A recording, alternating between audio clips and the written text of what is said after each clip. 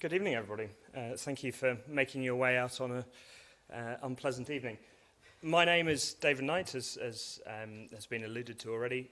I am Director of Design and Engineering at Cake Industries. Cake is a combined design and fabrication firm, and I'm going to take you through some of our projects and some of our thoughts about why we're combining the two practices. It's billed as a talk entirely about design and fabrication, but I really want to talk about something a bit deeper than that. I'm going to use examples from our work to talk about collaboration and craft and the link between the two and how we personally see that. We talk a lot about collaboration as structural engineers. I'm sure we've all heard of the T-shaped professional, someone with a depth of knowledge and also a breadth of understanding.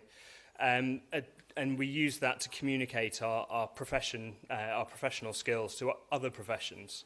And I only really noticed when putting this slide together how unstable that T-shaped professional looks without support from everywhere else. So cheesy metaphors aside, these are really core beliefs in how we work.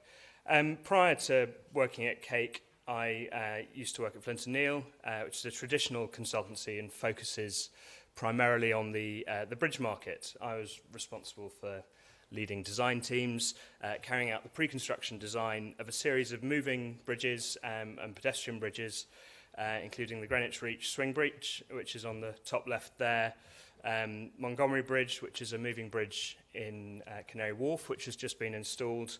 I was also the lead structural engineer on the winning Nine Elms scheme, which is finally going through planning as we speak. No longer involved, but it's still an interesting scheme. So as was said, I'm moving from a much larger scale to something currently smaller. And Flint & Neil was a fantastic consultancy, and it had real depth in its internal knowledge and a commitment to collaboration. And I'm not just saying that because some of my ex-colleagues are in the room, although that helps. But I know that working in a consultancy can create boundaries between the various parties involved in building a project. Whatever the project arrangement, individual members of the team have to fight really hard to overcome the institutional barriers. Those might be contracts, they might be physical distance, they might be IT systems, it might even be a common language, be that a design language or a language of a national language. And we need to overcome those to create great projects. I think this is even more the case when you start construction, where that small design team starts to add in a large number of disparate contractors, maybe fabricators, maybe temporary works designers, maybe install team is different to your fabricators, different to the main contractor. And bringing all of those things together at hopefully the right time is really challenging. How do you as a designer, as a structural engineer or an architect, really know what information is needed by the welder or the labourer, or as I've labelled him here, the bolter upper, the person who attaches everything together at the right moment. But also, how do you know whether what you think they can achieve is actually what they can achieve? Can they go further? Is your impossible actually just something that's not been explored for them? And how can you get that feedback? How can you get useful input from a man or a woman who's been welding plates together for 40 years, and how do you even get in touch with those people? Which brings me on to craft, and craft in its broadest sense. We often think about craft in making things by hand, but I like to think of it actually as the skill of making. In an engineering sense, we can think about that quite broadly. The overall output from a consultancy is what you are making. The design, the drawings, the calculations that back it up. All of these things require craft and skill to achieve.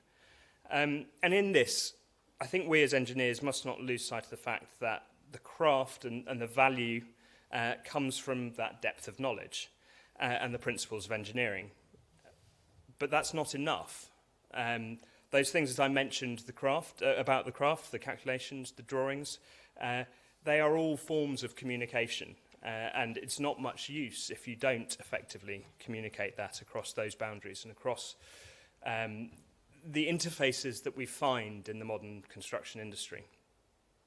In the same way that the craft of welding, say, has developed over many years, it's not academic, but it is fantastically skillful and actually requires great physical control as well as mental control.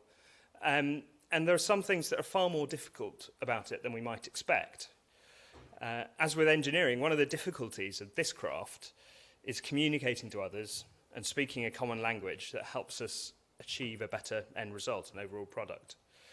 This is our chief welder in the workshop, Camille, TIG welding quite a small element of a staircase, but he gets very excited about welding and is delighted to do something difficult or hard to achieve, and he enjoys thinking about his craft and really values the input that he can give to a project and is exceptionally proud of the output that comes out of it.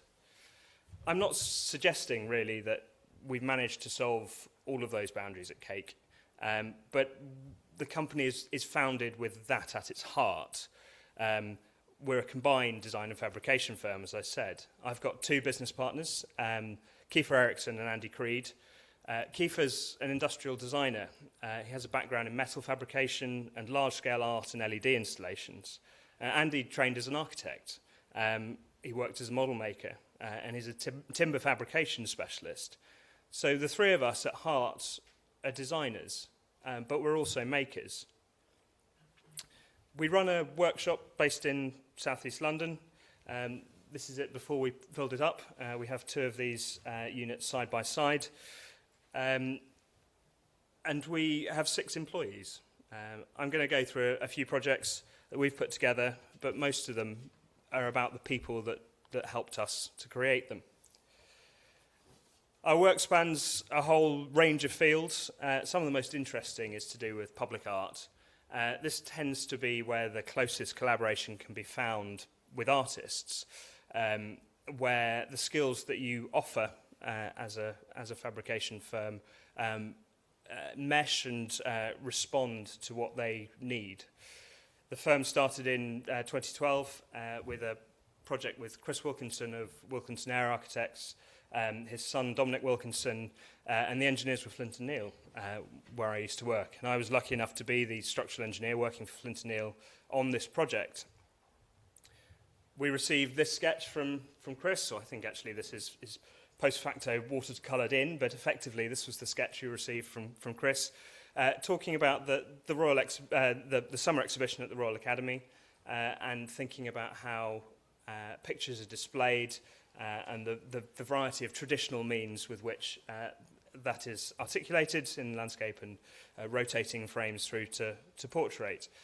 And you will probably recognise that this geometric trick of rotating frames is something that Wilkinson Air have used before. Again, a project in collaboration with Flint and Neil. This is the Bridge of Aspiration between the Royal Opera House and the Royal Ballet School. So this idea was really good to get my teeth into. And as a relatively young engineer in those days, it was a challenge to work at a high speed with a fabrication firm who really cared about what they were creating. And we went through the usual design loops, and having come from bridges, those design loops took hours rather than weeks. And we ended up with this CNC cut timber frame with ballast in it, clad in stainless steel. All had to be assembled or disassembled into small portions out of the workshop, and then reassembled on site with frames, and became a central part of the summer exhibition that year, so much so that it was even displayed on their poster. So that started my relationship with Cake. I joined a couple of years ago, and since then we've really started pushing the public art side. The next couple of projects are some that are not yet public, so this is the first time they've been publicised. The first is the Eastbourne Flame with George King Architects. Eastbourne Pier burnt down in 2014 in an unfortunate accident, and after that the council are quite keen to commemorate the fire, recognise it, and they ran an architectural competition to create a sculpture that commemorated that, which George and his team won with these sketches of a 5.5 metre tall flame made out of 2-penny pieces. And the 2-penny pieces are to come from the slot machines that were on the pier and have been collected off the sea floor. So we were in contact with George and talked about, well, what can we do with this? You've won a competition with a set of renderings. That's fantastic. But how do we actually make that? What are the key things that are going to drive the production of this in the timescale that you need it to achieve, but also the longevity of it and the durability? 2-penny pieces are currently made of steel with a copper coating. So actually they're quite good for welding together. There's some impurities in the copper. So the first step was to change from a quadrilateral arrangement, as you can see in that rendering, to a triangular arrangement. Obviously that gives us a few more contact points with the 2-penny pieces. But really the key thing to work out is how we're going to support this. How does this stay up in the air? And here we started to draw inspiration from masts. I'm a sailor, and these quite spindly columns with tension elements that support the columns seemed ideal in this scenario, in this situation where the structure wants to recede away from the shell around it. And so we developed a fairly standard scheme involving stainless steel elements and a network frame behind the coins. And this is one of the few photos of digital tools that I will show you this evening. But it's worth saying that underpinning all of the work that we do is an appreciation and use of modern tools. And the reason I'm not spending a lot of time talking about it is it's become de rigueur. It's the basis. We're using Rhino and Grasshopper and Caramba just because those are the tools that we use. Our fabrication is done out of models that are created in SolidWorks, so everything is in 3D and everything talks to each other, and we collaborate with architects in that way. And here are a few renderings of where we intend to place it. But the key thing here is working out how to weld the 16,500 2-penny pieces together into that shape. I mentioned Camille before. He's tremendously excited to be spending 2 weeks doing that in the near future. And we intend to make a female mould, a CNC cut female mould out of plywood, which these will be laid into by hand and then individually welded together. And then each of the 4 shells will be attached to the core structure. And we'll lift the entire piece in one go, hopefully in March. Last image. So this is a second project, third project actually, is a more traditional setup. This is a project funded partly by TfL and Poplar Harker, with design by Beep Studio, who are based in Forest Hill, and the initial concept structural engineering was by Expedition, Pete Winslow, who some of you may know.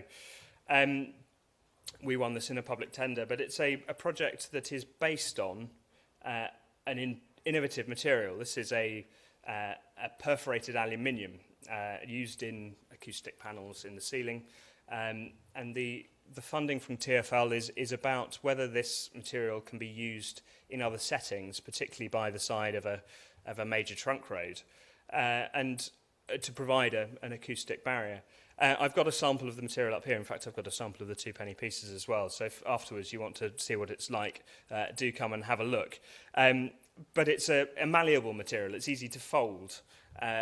And the architects started with these ideas about folding and how you can create a form using a particular material that is interesting and exciting to look at, and also continues to maintain the benefits or the acoustic properties of the material in its state, and provide some baffling for pedestrians by a new development on a trunk road in London. So starting to develop forms and working, these are sketches from Beep about how you can use folds and articulate folds to create shapes over a long length of road, and how you might extend that modularly, and how you might be aware of the fact that wind loads peak at the end of walls, and therefore you'll need to taper the height off as you get towards the end, and how that again feeds into the imagery and the articulation of the design on the wall. We then got involved and are doing the detailed structural engineering and the fabrication design, and also the fabrication of this, and it's 28 metres long, and we have 60 panels to make.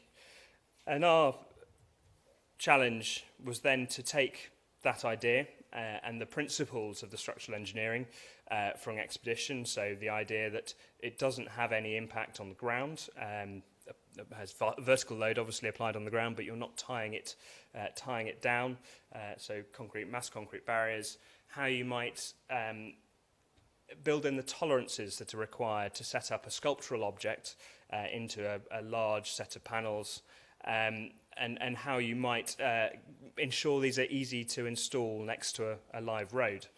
And these are a couple of images from our model, and you can start to see how these folded panels work. There's a core behind each panel, which is a folded aluminium piece, a single piece with welded connections for these cross stiffeners, which the material is folded over and riveted to. And that it creates an enclosed panel, acoustically sealed panel, which we can then add one by one onto the concrete barriers which have been put in previously. There are lots of fun things to get involved in, and not all of it strictly as structural engineering, but material choice and material decoration and finishes is something that I've become more of an expert on recently. And these being aluminium, we can anodize, and this is just a close-up of some samples. But you can start to see here that the perforations are not symmetrical, and they have a grain, and it has an A and a B side, all of which didn't really come up in the initial design discussions, and start to be articulated when you make a prototype. And this is the prototype outside our workshop earlier this week. And you can start to see when you put panels on the other way up, they give you a different colour and a different reflective property. And all of these conversations are discussions that, by being a fabricator and being able to make things, we're able to have with architects and able to understand aesthetic requirements and functional requirements, and create things with a structural engineering have the capacity to deal with what structural engineering throws at them, but also have a high quality and are suitable to go into a public environment. Ultimately, it will look something like this, and these are all renders from Beep. And we're hoping to install this sometime next year. But it's an exciting project. It's a prototype again, and something that TfL hope to roll out in other inner city locations, or at least the principle of what we're doing, so that you can improve the public domain. One of the core topics that we get involved in, core projects that we get involved in, is staircases. And that really is to do with our scale and our skill set. We probably have 3 or 4 staircases on the go at any one time. I've got a couple here to show you that are slightly more interesting structurally, or have interesting things to pull out. Staircases, we all understand, but we've sort of categorized into 6 major forms. Firstly, as a piece of cabinetry at the top left, a freestanding object that doesn't really have any connection to the building surrounding it. A simple beam with supports on both sides, so the middle at the top there. Supports on both sides, but one side is hung and the other side is supported from the wall. both these two options give you the thinnest treads and the lightest weight, the visually lightest weight solution for the treads. But there are obviously alternatives. On the bottom left, we have a central spine beam, and you can start to see that we are putting more and more structural impetus onto these elements, and so the central spine beam needs to take torsion. The treads themselves are cantilevers rather than simply supported now, so they tend to be slightly chunkier, and you have to be more aware of dynamic behaviour as you start to move into this type of stair.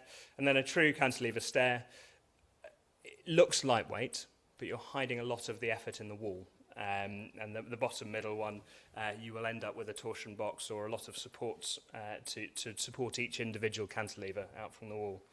And then the stone cantilever stair, which I know the guys at Webb Yates have done a lot of, and we haven't yet had a chance to do one, but I'm keen to get involved as we had an opportunity. So this is a staircase with Thomson Spears, a fantastic architecture firm who we have a great time working with. But we started with sketches like this. It's a very basic idea of what needed to happen. Essentially, a run of stairs, an idea that vertical elements are quite nice, and we want to articulate that. But also, as you can see in the sort of image on the top left, starting to separate those with noggins or separators, and to articulate a pattern in the stair. And going back to those diagrams I showed of how stairs work, my instinct was to say, well, that outer element, why shouldn't that be a structural element? Why shouldn't that be a stringer to this staircase? And so we started to develop options around that. How can we create something that is structural, that uses these vertical elements and the noggins and the separation? And what kind of load capacity do you get out of a noggin? And what do we mean by it? What materials are we talking about? And here we're starting to think about, well, birch ply, it's relatively good in multiple directions. How we might attach them together. We're looking at biscuited joints, and biscuits are essentially double-ended tenons that you glue into a hole on either side. The dimensions here are indicative, but they're quite important, and you start to think here about how people's hands work. Can our staff get their hands in to do this? Can we get a brush in to paint it? How do you get a chisel in to clean up the joints once you've fully glued them? Are our clamps small enough or big enough to take into account the kind of things that we're trying to make here? And what's the structural capacity of that? One of the lovely things about working here is that I am allowed now to just go and do tests, go and make a joint and slowly break it, and then make another one just to check that the first one wasn't a mistake. And I promise you eventually it does fall over. And plot load deflection curves and work out what kind of stiffness we're getting with a suitable degree of conservatism, and start to understand, for my peace of mind and my ability to sleep at night, what is going to happen with the structure that we're making. I also often use the measure of one director as a deflection test. So here's Andy standing on a piece of oak, just to have a quick check as to whether 30 millimeters thick was enough. What does it feel like? Has it got enough resilience? And the comfort criteria that we're so used to seeing codified as a structural engineer, when you're working at this scale, are often not enough, or they are too conservative. And the perception side of the work that I now do is often more critical than the stresses or the structural analysis. Not to say we don't do structural analysis. This is obviously our finite element model, looking at those stresses and looking at the bending moments in the joints and how they compare to our test samples and the tests with various different glues. But also this parametric side allows us to experiment with shape and form. And you can see there we've got a more standard arrangement of the noggins, a sort of truss-like element. But we did look at options where we started to follow the flow of forces in inverted commas and have a more curved or curvaceous element that perhaps follows the stresses that you might see in your model. This is the kind of opportunity that we get to explore and experiment with in the situation that we're now in. Ultimately, we didn't go with anything more curvaceous. We stuck with a more truss-like form, and this is the shot of the final model from SolidWorks with the building modelled in, so we know where everything is. We understand what our tolerances are. This is based on a survey from site, but also we can take each of these components apart and give a cutting list to the shop floor. A cutting list is one thing, lengths and widths and thicknesses of material, but the skill of our staff and the craft of our staff is about working out how to make it and what jigs they need and how to use those jigs to get to the overall solution. This is Nick, our chief cabinet maker, chief carpenter, I suppose, is putting together this stringer. And one of the things he pointed out is that birch ply is 24 millimeters thick nominally, but you get a different board and it's 24.5 millimeters thick, or that board is 23.5 millimeters thick, which generally is fine. But when you're building up a stringer over 3 or 4 meters with 40 or 50 different vertical members, you can get compound errors, and it's very likely to get compound errors because you're taking strips out of the same board, which are all 24.5 millimeters thick. And so you need to start correcting for that and acknowledging that early on and developing a process by which you get to the point at the end where it's the right length and the right height and the pitch is right and all of the holes that you've drilled match with the holes that you've drilled in the end of the treads, and actually when you come to install it, everything fits. I quite like this photo because Nick is slightly obsessive about his tools, and he's even size ordered his clamps on the top left. So he enjoys his work, and I learn a lot from that craft in the way that we now work. So all of this hard work led to an ability to put the whole staircase in one day. We had a steel stringer on the wall. The treads are installed with just a prop just to hold them in place, and then we bring the whole stringer in and put that on, attach it to the treads, bolt it in tight, and then walk away and leave the plasterer to put a beautiful plastered wall in over the top. The hard part here was putting the shadow gaps in, which are fantastically well done in this situation. This was a house where we also did the kitchen and the joinery, and the benefit of having a joinery workshop is that the skills of those joiners are able to do the staircases and the more interesting projects. But the two sit side by side. It's not to say that joinery is boring. It's not often very structural and doesn't really require my skills. But occasionally we get projects like this one with Paul Archer, where a kitchen worktop can be a structural element. This is a private house with a kitchen that we put together, but with a concrete worktop that cantilevers for 1.5 meters off to one side of the kitchen island, so that it can be a breakfast bar, and it's only 90 millimeters deep. We decided to pre-stress it. This is a pre-stressed, pre-cast concrete worktop with ribs in it, and you can see there are, from that model, those ribs each contain a stressing bar to prevent the concrete from cracking. So far, so boring, really. You know, pre-stressing's been around for a while. It's a little bit unusual to do it on a concrete worktop. But the challenge is not in this. The design challenge with the concrete worktop, it's there and it needs to be right, and we need to make sure that the client can sit on the end of the concrete worktop and it doesn't crack. Not that we tell the client that they can sit on the end of the concrete worktop, but just in case there's a party and someone decides to stand up there. The challenge is really in getting it in. It's designed as a cantilever. It's been precast and pre-stressed. You can't just pick it up on either end and put it on. it will crack in the middle, and especially around this hole where we've got a sink. It will certainly crack around there. So we made a bespoke trolley that we sat it on and wheeled it through the house and lifted it up carefully and slid it on onto the kitchen island. And that was the hard part of the project. And that was nothing to do with me.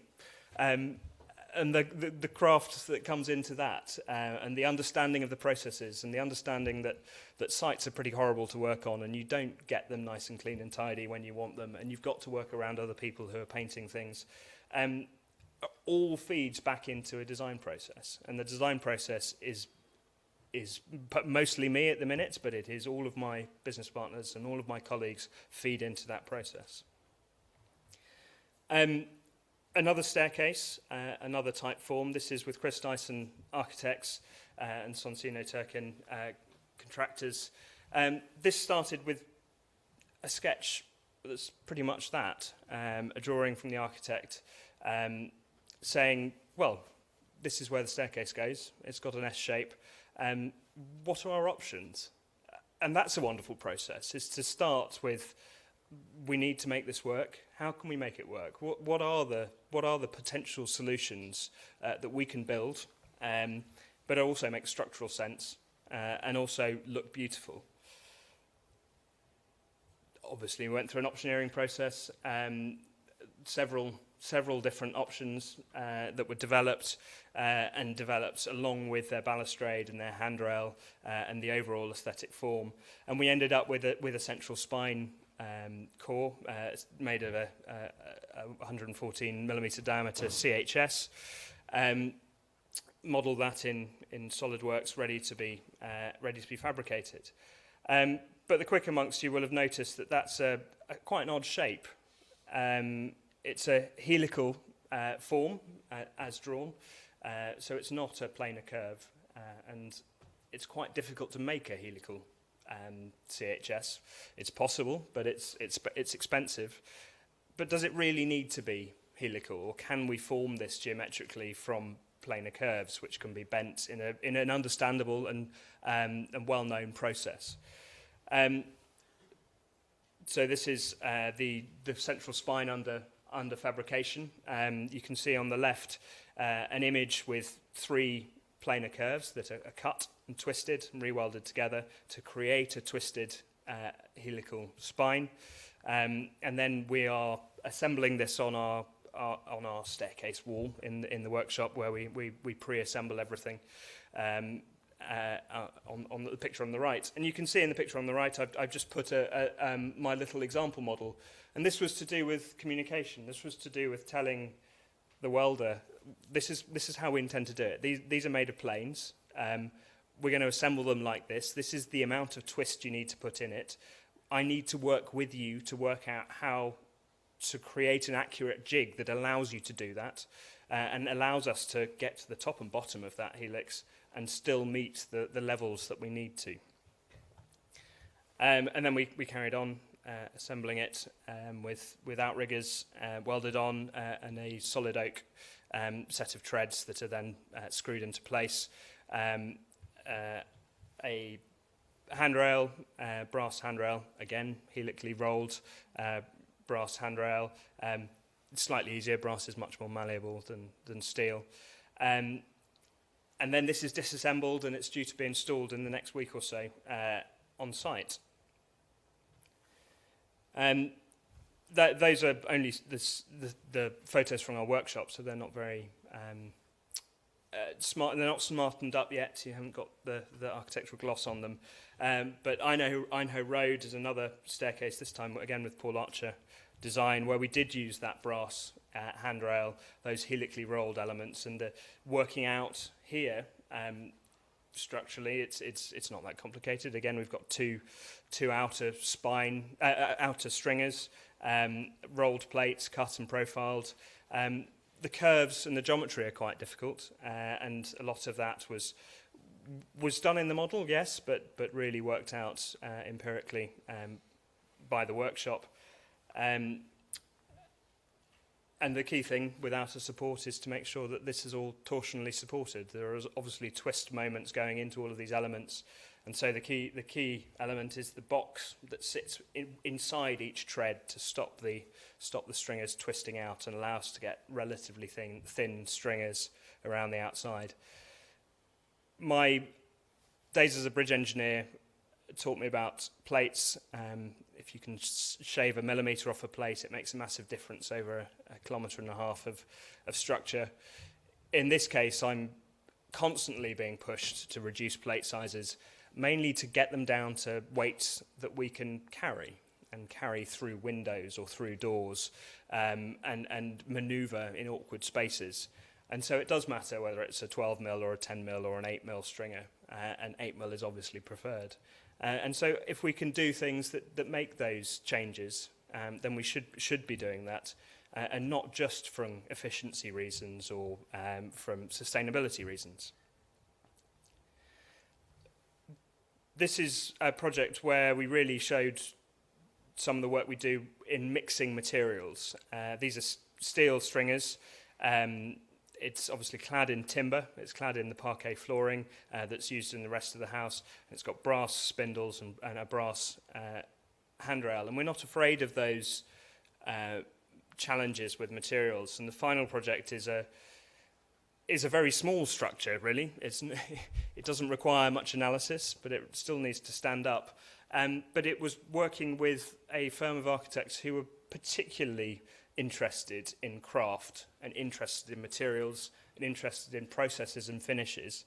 Assemble won the Turner Prize in 2014, and the process by which they work is fascinating, and it's extremely interesting to sit with them while they work through these problems. They have just completed the renovation of the Goldsmiths Centre for Contemporary Art in South London.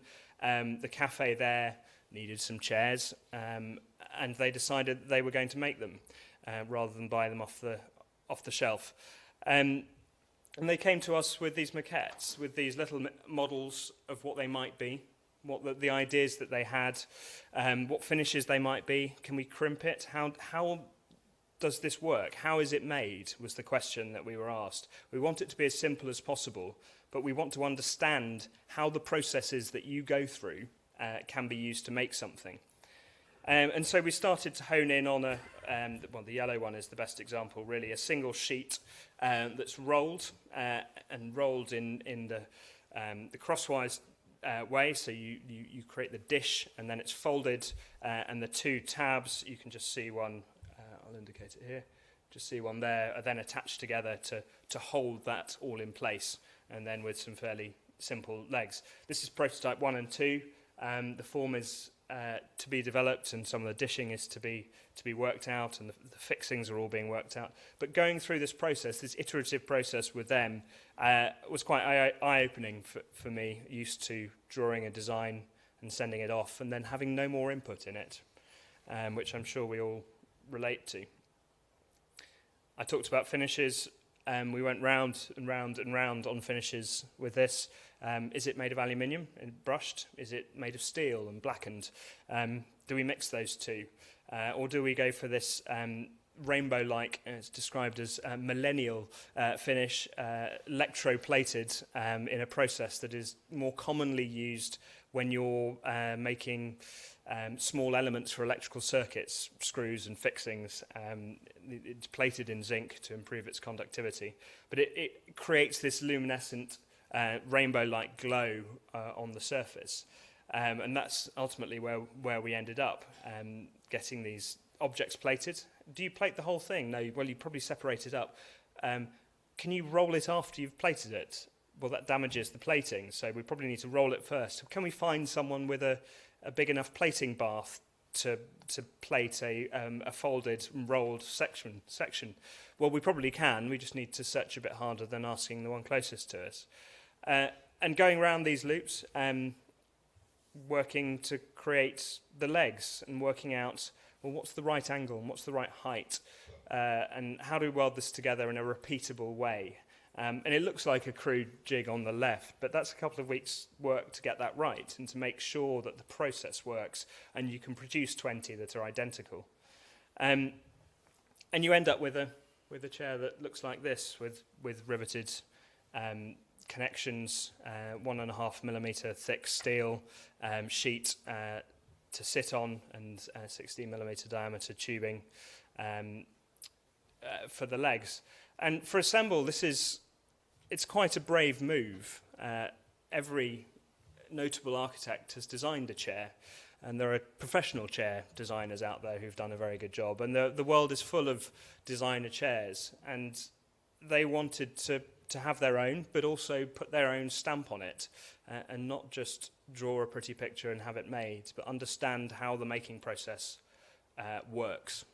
And that's one of the things that drives me as well. And then drives us as a firm is that greater understanding of the making process allows you to take chances when you're designing and create what we hope are really exciting projects.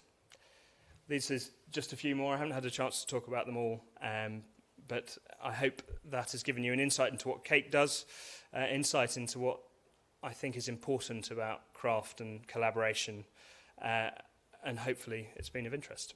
Thank you.